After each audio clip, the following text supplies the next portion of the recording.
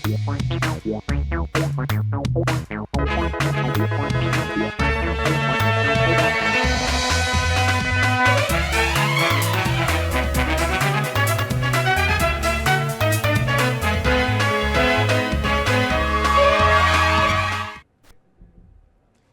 आप देख रहे हैं राष्ट्रीय समाचार और मैं हूं आपके साथ प्रिया पांडे। पहले एक नजर हेडलाइंस पर।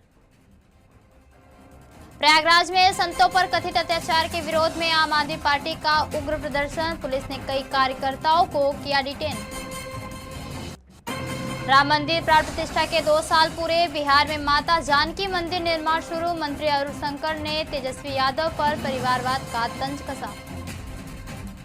पाकुड़ के केकेएम कॉलेज में एबीवीपी का अनिश्चितकालीन आंदोलन, परीक्षा परिणाम और प्रशासनिक लापरवाही के विरोध में भूख हड़ताल।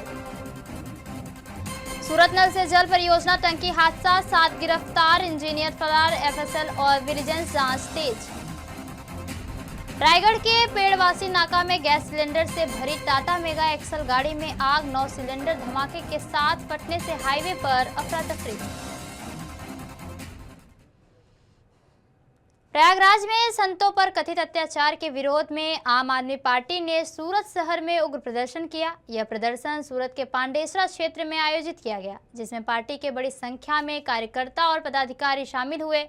प्रदर्शन के दौरान कार्यकर्ताओं ने भाजपा के खिलाफ जोरदार नारेबाजी भी की और संत समाज के सम्मान की मांग की।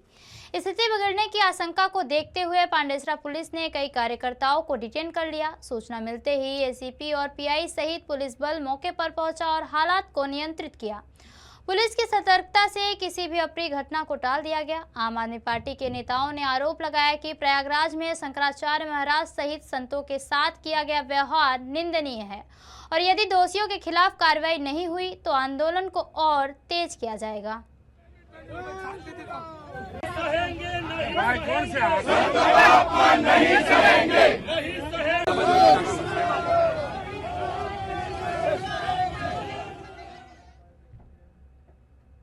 राम मंदिर के प्राण प्रतिष्ठा के 2 वर्ष पूरे होने पर बिहार सरकार के मंत्री अरुण शंकर ने इसे ऐतिहासिक उपलब्धि बताया। उन्होंने कहा कि प्रधानमंत्री नरेंद्र मोदी और उत्तर प्रदेश के मुख्यमंत्री योगी आदित्यनाथ के सशक्त नेतृत्व में करीब 500 वर्ष के लंबे इंतजार के बाद अयोध्या में भव्य राम मंदिर का प्राण प्रतिष्ठा संभव हो सका और आज इसके 2 वर्ष पूरा होना पूरे देश के लिए गर्व का विषय है। मंत्री अरुण शंकर ने कहा कि आने वाले समय में बिहार में भी माता जानकी का भव्य मंदिर बनेगा, जिसके लिए कार्य शुरू हो चुका है। वहीं तेजस्वी यादव को राष्ट्रीय कार्यकारी अध्यक्ष बनाए जाने की चर्चाओं पर तंज कसते हुए उन्होंने कहा कि उनकी पार्टी में अध्यक्ष और राष्ट्रीय अध्यक्ष पद केवल परिवार के लोगों के लिए ही सुरक्षित है, किसी अन्य व्यक्ति के लिए वहां कोई स्थान नहीं है।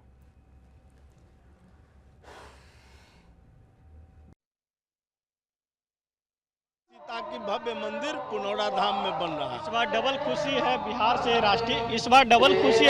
राष्ट्रीय अध्यक्ष बिहार सरकार के मंत्री अरुण शंकर जी हमारे साथ हैं। राम मंदिर के प्राण प्रतिष्ठा का 2 वर्ष पूरे हो गए हैं। नितिन नवीन जी के आवास पर जो है इस तरह के भगवान राम का मंदिर अयोध्या में 550 वर्षों के संघर्ष के फलस्वरूप भारत के यशस्वी प्रधानमंत्री और उत्तर प्रदेश के हमारे यशस्वी मुख्यमंत्री श्री योगी आदित्यनाथ जी ने उनके प्रयास से भव्य राम मंदिर बनकर तैयार हुआ। उस पर ध्वज भी लग गया। आज उसके प्राण प्रतिष्ठा का 2रा वर्ष भी पूरा हो गया और सबसे अधिक यात्री, सांस्कृतिक यात्रा करने वाले लोग, धार्मिक यात्रा करने वाले लोग, आध्यात्मिक यात्रा करने वाले लोग भगवान राम की पूजा करने अयोध्या आते हैं और आगे आने वाले दिनों में वो सभी यात्री मां सीता की पूजा करने पुनौरा धाम में भी आएंगे, क्योंकि उसी तर्ज पर मां सीता की भव्य मंदिर पुनौरा धाम में बन रहा है। इस बार डबल खुशी है बिहार से राष्ट्रीय अध्यक्ष उनके आवास पर। यह हम सब के लिए गौरव का विषय है, सौभाग्य का विषय है कि बिहार को वर्षों बाद एक युवा, शानदार, जानदार और सबसे ज्यादा अनुभव लेकर चलने वाले युवा राष्ट्रीय अध्यक्ष के रूप में जब 45 बरस भारतीय जनता पार्टी का हो रहा है तो 45 बरस के आदरणीय नितिन नवीन जी आज राष्ट्रीय अध्यक्ष की कुर्सी पर बैठे हैं।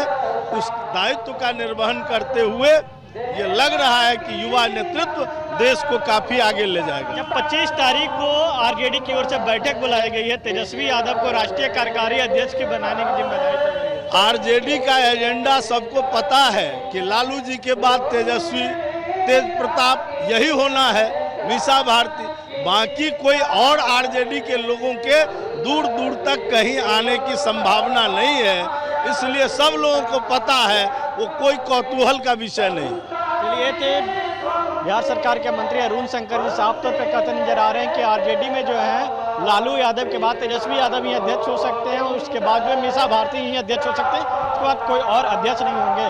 कैमरा पर्सन विकास के साथ विवेक रंजन, राष्ट्रीय समाचार पटना।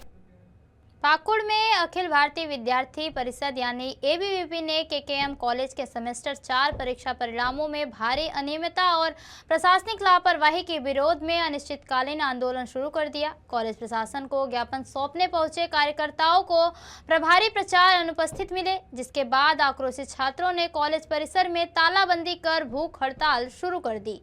आंदोलन को संबोधित करते हुए एबीवीपी के प्रदेश सह मंत्री बम भोला उपाध्याय ने आरोप लगाया कि पाकुड़ की उच्च शिक्षा व्यवस्था वेंटिलेटर पर है। उन्होंने कहा कि एडमिशन के समय वाईफाई, खेल, एनसीसी और पुस्तकालय के नाम पर छात्रों से 1000 रुपए वसूले जाते हैं, लेकिन न शुद्ध पेयजल है और न ही बुनियादी सुविधाएं। शौचालय की बदहाल स्थिति, लगभग 60 लाख के फंड का लेखा जोखा न होना, करोड़ों की लागत से बने प्रशासनिक भवन व मल्टीपर्पज हॉल की जर्जर हालत, पीजी, लॉ, वोकेशनल और एआई जैसी आधुनिक शिक्षा की कमी, लंबित छात्रवृत्ति और बीएड कॉलेज की फीस में भारी बढ़ोतरी जैसे मुद्दों को उठाते हुए एबीवीपी ने चेतावनी दी कि मांगे पूरी होने तक आंदोलन जारी रहेगा।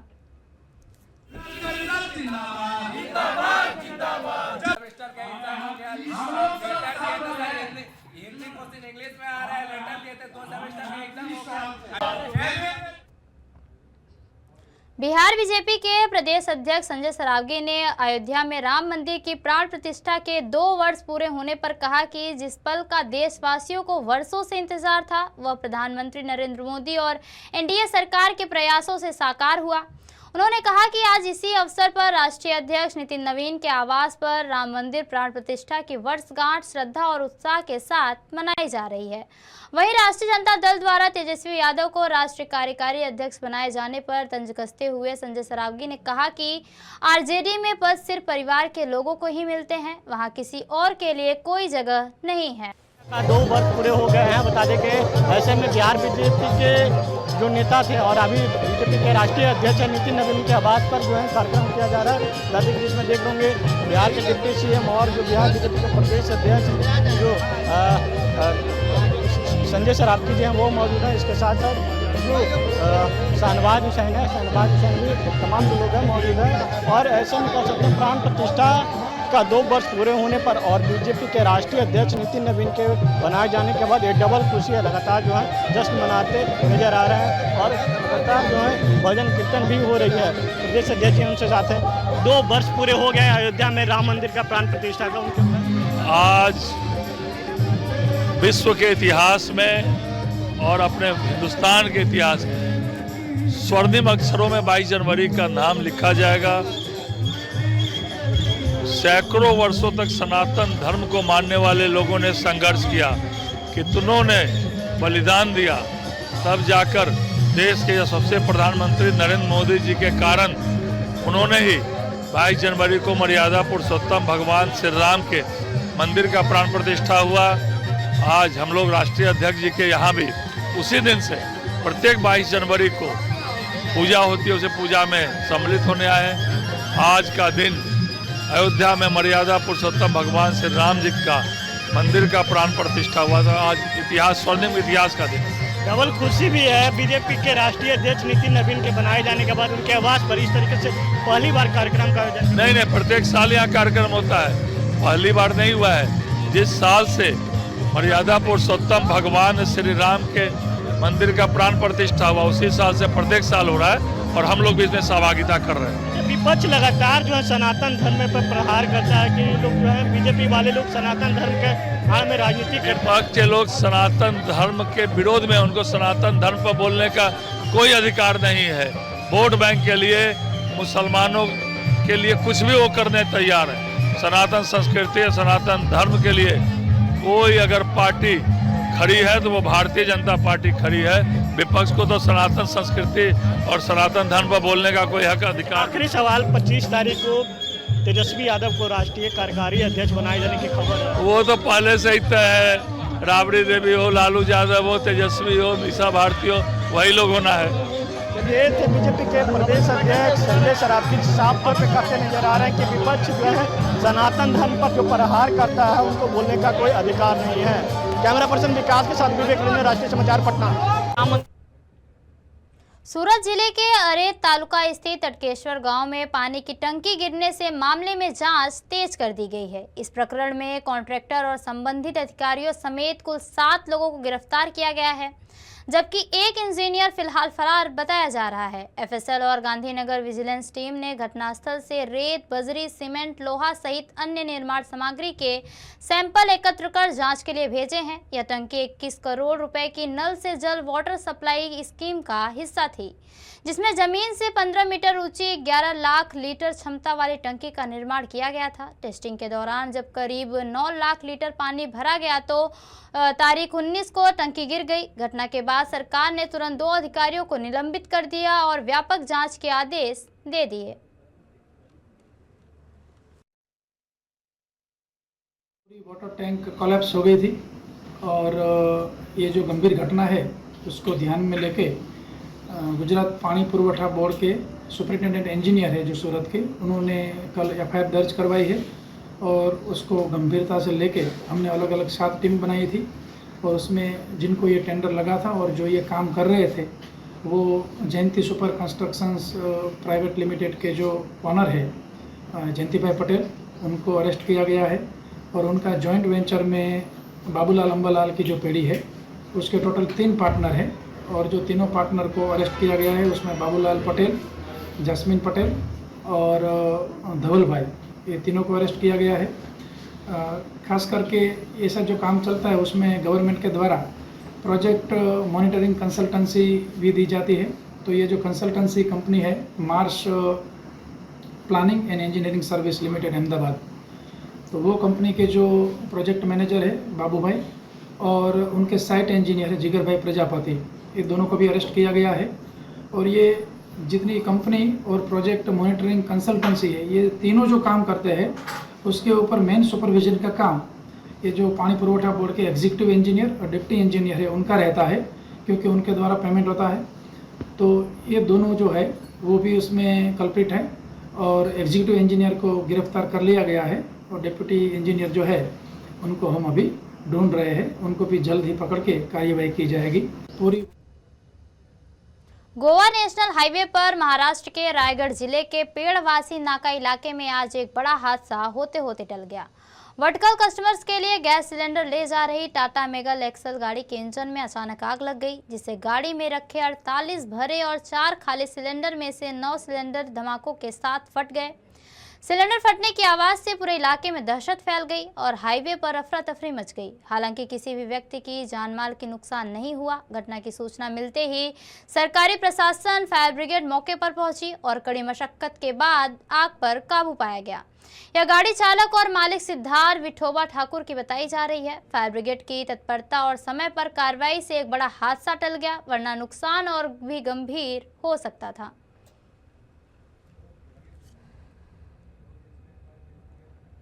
पहली बार बिहार का कोई बेटा बीजेपी के राष्ट्रीय अध्यक्ष के पद तक पहुंचा है। ऐसे में यह बिहार के लिए गर्व का विषय माना जा रहा है।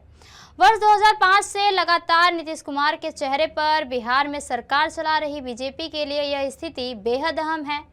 मौजूदा राजनीतिक समीकरणों में बीजेपी न सिर्फ बिहार की सबसे बड़ी पार्टी बनकर उभरी है, बल्कि उनके पास इस बार अपना मुख्यमंत्री बनाने का भी पूरा अवसर है, जिससे राज्य की राजनीति में बड़े बदलाव के संकेत मिल रहे हैं। बांकीपुर के विधायक बीजेपी के राष्ट्रीय अध्यक्ष बन गए हैं तो तत्कालिक तौर पर उनके सामने पश्चिम बंगाल विधानसभा चुनाव एक बड़ी चुनौती है। इसी के साथ ही बिहार की राजनीति में भी उनके लिए राह आसान नहीं रहने वाली, क्योंकि राष्ट्रीय जिम्मेदारियों के साथ राज्य की सियासत को संतुलित करना और संगठन को मजबूत बनाए रखना भी उनके सामने एक अहम चुनौती होगी। 3 बड़ी चुनौती सीधे तौर पर दिखाई दे रही है, जिसमें पहला बिहार राज्य में अपना सीएम बनाना, दूसरा अलग अलग गुटों में बटी बीजेपी को एकजुट करना और तीसरा अखिल बिहार में बीजेपी की स्वीकार्यता बनानी। आइए अब विस्तार से इन पॉइंट्स को समझते हैं। क्या नितिन बिहार सरकार में अपना सीएम बना पाएंगे? आधिकारिक तौर पर बीजेपी के सभी नेता इस बात पर कुछ भी बोलने से बचते दिख रहे हैं। एनडीए का पूरा घटक दल एकजुट होकर नीतीश कुमार को अपना नेता बना रहा है। देखिए, अब बिहार में एनडीए की सरकार है और उसके नेतृत्व जो है आदरणीय नीतीश कुमार जी कर रहे हैं। तो जब तक नीतीश जी हैं तो फिर दूसरा विषय एनडीए का पूरे देश भर में सरकार है। जो हमारा सेंट्रल गवर्नमेंट में सरकार वो भी एनडीए गठबंधन की सरकार है। तो जब तक गठबंधन की सरकार होती है तो निश्चित रूप से दूसरे विषयों पे नहीं सोचा जाता है। नितिन नवीन जी राष्ट्रीय अध्यक्ष बने हैं, पूरे बिहार में हर्ष का विषय है। बिहार के गौरव का दिन था, कल का दिन था, हम लोग वहीं से लौट रहे हैं। निश्चित रूप से बिहारवासी सभी इस बात को लेकर निश्चित रूप से नितिन नवीन जी के साथ खड़े होंगे, क्योंकि बिहार के गौरव प्राप्त हुआ है। और राष्ट्रीय अध्यक्ष और भारत के प्रधानमंत्री आदरणीय नरेंद्र मोदी जी को मैं इसके लिए बहुत बधाई देता हूं कि उन्होंने बिहार के एक युवा तुर को ले जाकर राष्ट्रीय अध्यक्ष की कुर्सी पर बिठाया है। इसलिए आप सबको के प्रति और आपके मन में भी ये उल्लास होगा कि एक बिहार का आदमी राष्ट्रीय अध्यक्ष बना है। तो निश्चित रूप से नितिन नवीन जी के बनने से युवाओं में सकारात्मक सोच बनेगा और भाजपा की ताकत और यहाँ बढ़ेगी। बहुत बहुत धन्यवाद। लेकिन नीतीश कुमार की बढ़ती उम्र और गिरती सेहत को देखते हुए लगातार यह चर्चा तेज होती जा रही है कि पश्चिम बंगाल चुनाव के बाद बिहार की राजनीति में मुख्यमंत्री पद को लेकर बड़ा उलटफेर हो सकता है।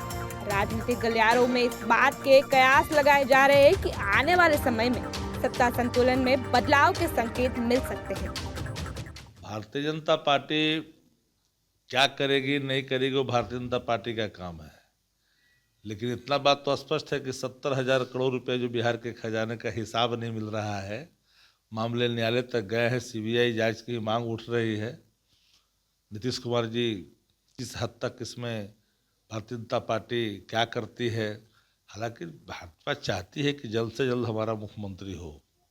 अब कब बनवाते हैं बिहार में मुख्यमंत्री भाजपा, जरा देखिएगा। अब नीतीश कुमार जी बिहार के मुख्यमंत्री हैं, उन पर बोलने का आपको मतलब नहीं रह जाता है। रिपोर्ट्स की माने तो इसकी तैयारी सिर्फ बीजेपी की ओर से नहीं बल्कि जदयू भी भीतर खाने सक्रिय है। और वजह है कि मुख्यमंत्री नीतीश कुमार के बेटे निशांत कुमार के राजनीतिक डेब्यू को किस रूप में कराया जाए, इस पर अंदर खाने रणनीति बनाई जा रही है। हालांकि इस पूरे मसले पर जदयू के नेता फिलहाल कुछ भी कहने से बचते नजर आ रहे हैं और सार्वजनिक रूप से चुप्पी साधे हुए हैं। अब उनकी क्या नियत, देखिए हर पार्टी को अधिकार है कि वो अपना अध्यक्ष का, अपनी पार्टी का फैसला करे। लेकिन जिस तरह से नवीन जी का जो चुनाव हुआ है और जो उसकी प्रक्रिया हुई, एक बात तो साबित हो गया कि भारतीय जनता पार्टी चुनाव में विश्वास नहीं रखती है। उनका कुछ चुनाव हुआ नहीं, बिना चुनाव के उनको राष्ट्रीय अध्यक्ष घोषित कर दिया गया। तो ये बार बार ये कांग्रेस की तरफ उंगली उठाते हैं, लेकिन हकीकत ये है कि आज तक जब से भारतीय जनता पार्टी बनी है तब से उनके अध्यक्ष का, राष्ट्रीय अध्यक्ष का चुनाव नहीं हुआ।